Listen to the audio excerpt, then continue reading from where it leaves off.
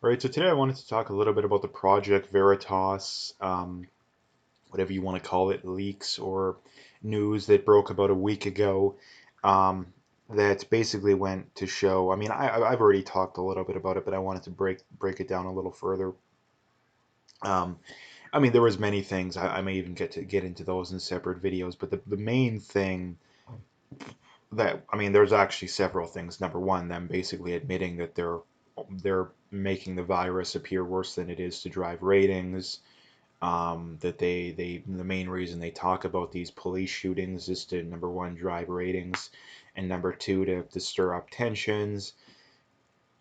And then there was the other big thing too, which basically said that they basically were lying about Trump in an attempt to make him look bad. And again, that's their words, not mine.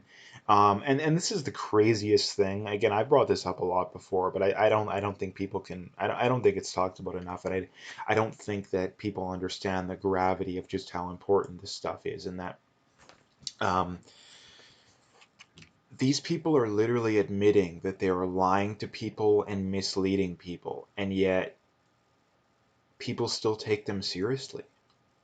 Like I don't get it. Like, I mean, at the end of the day, it comes back to people have absolutely no critical thinking skills whatsoever, right? Um, they're so heavily propagandized their whole life they don't know truth from fiction and right from wrong and a lot of this stuff, right? But this is the craziest thing.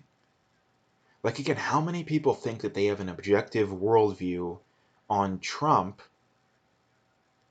because they've watched CNN or CBC or they've talked to people who watch CNN or CBC, right? And again, I don't care what you think of Trump. There's no debate on what I'm trying to bring up in that um, it's very clear, right? It's very clear. They're telling you that they're lying to you. And this is the thing I brought up for the longest time. And this is the way you know Trump isn't that bad, right? In that if someone genuinely was such a terrible person, then you wouldn't have to make up lies to make them appear as a horrible person. You wouldn't have to mislead people. I don't care who you are, right? Justin Trudeau, Trump, again, I don't care who you are.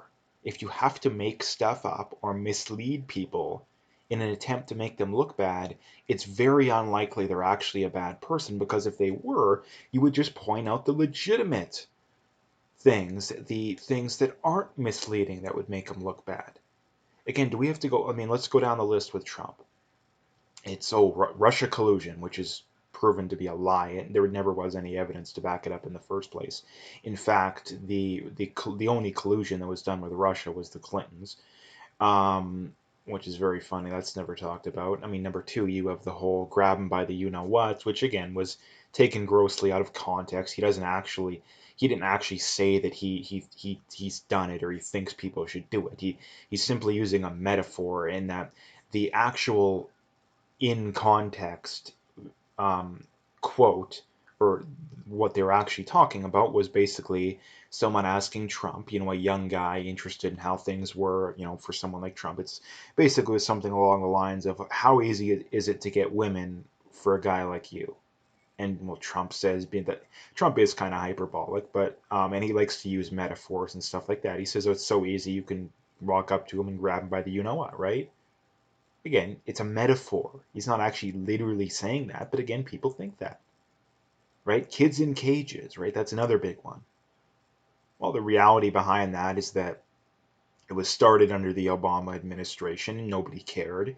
And it's now as bad as it's ever been under the Biden administration, right? So again, that's very biased at the very least. Like again, all of the very fine people thing, right? The people think Trump called these World War II German, neo World War II Germans, very fine people, which isn't the case, right? He said that those people deserve criticism.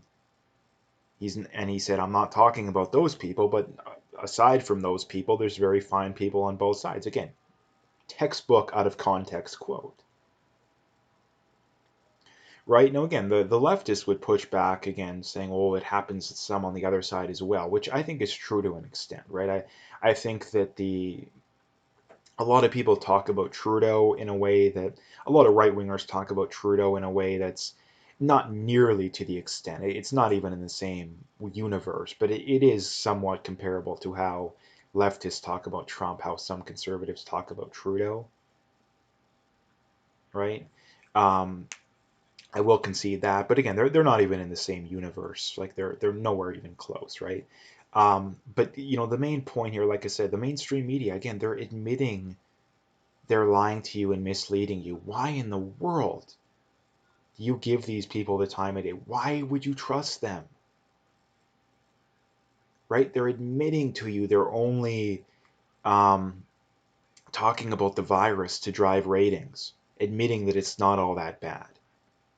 They're admitting to you they're talking only talk about these police shootings to drive ratings and to stir division. Why would you buy into that? And again, like I say, I know people that this this stuff is something that concerns them, right? They're talking about, oh, crime is a real issue, right? Crime's a real issue, but yet they still believe the same garbage. If you're worried about crime, you need to know that the BLM narrative is a lie. Black people aren't being hunted in the streets. Is there some isolated incidences of racism? Yes, but they're few and far between. It's like I brought up, you can probably count on one hand the amount of legitimate examples of black people being unjustly killed by police. Maybe two hands at the most. Is that an epidemic? Is that I mean, obviously those people's lives mattered, but the point being is that the average person thinks that hundreds, if not thousands, of um, black people are being killed by the police on a yearly basis for no reason, when in reality the number is like 5 to 10. I think the official numbers are like, was it 10 to 15 unarmed blacks are killed a year? But again, people need to understand too, just because they're unarmed doesn't mean they're not a threat, right? Mike Brown, again, prime example of that, wasn't technically armed, but he did punch the cop in the face and tried to go for his gun, right? So again, like people need to understand that too. So a lot of those 10 to 15 are legitimate uses of force, right? I mean, George Floyd, again, another very complicated one, but again, wasn't the cop's fault, right? The data seems to show that it was the drugs that killed him, not the knee on the neck, which is something that the police have been taught and they've done a lot before, right? So again, like at the end of the day, again, it just boggles my mind. It just boggles my mind how people can trust um, sources knowing they're lying to them, knowing they're misleading them, but still trust them. And again, they're admitting it with their own words too. Like it's like I said, there is no debate on this stuff too. You have producers at CNN admitting on video this stuff. Like it could not be more clear cut. Like if you were asking someone, whether it's Fox News, whether it's CNN, whether it's The Rebel, I don't care who it is, what would be the most damning piece of evidence that you could possibly think of that could come out that would discredit them? I don't think there would be a more damning, like let's just take The Rebel for example. Let's flip the political side here.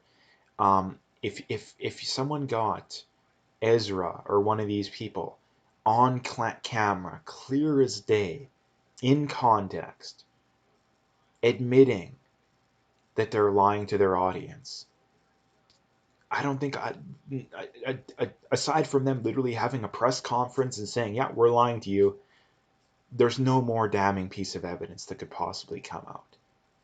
And the other way, again, the other thing people bring up when it comes to the Project Veritas stuff, number one, they say they're selectively edited, which is a lie, right? They almost always, number one, they've never been successfully sued, which is just proof that that's bunk. And number two, they usually release the entirety of the audio. And again, no one's ever actually debunked them.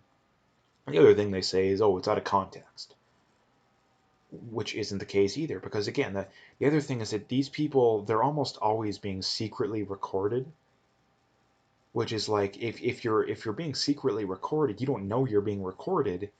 Why would you lie to people? Right? So it's just another piece of evidence that goes to show that you should probably trust what Project Veritas is saying, right? So, um, I mean, the last thing I would point out too is that if this isn't enough to change people's minds, I don't think anything could change people's minds. So that's one thing that, I've kind of given up on, and I think other people should probably give up on, is that if people admitting stuff on camera isn't enough to change their minds, there probably isn't anything that ever is going to change their minds. So again, like, um, that's usually what I would do. Like again, you point out the facts to people. If they still don't, if they still refuse to listen, which usually is the case, I would just drop it, right? And a lot of times, the kind, like, I mean, me personally, again, I know the people, personally, I know the ones that are going to listen to reason and evidence, and I know the ones that aren't, right? If you're very well versed in this stuff, if it's a family member or a friend, you probably know already, even before you bring it up, whether they're going to listen or not. Even strangers, again, I can almost always tell, even with strangers, and that the way they frame things is almost always a way you can tell. Like with the virus, you can always tell that the people won't listen to reason and evidence if they genuinely think that lockdowns are saving lives. There's nothing that can change their mind, because the data very clearly shows they're not saving lives, right? So again, if they believe something that's clearly a falsehood, then nothing's going to change their mind. So that's the last thing I would point out, is that I think as a society we've gone to a very bad place, in that, like I say, that there's nothing that can change a good percentage of the portion of the population's minds on things. Like literally nothing can change their minds, and that's pretty disappointing if you ask me.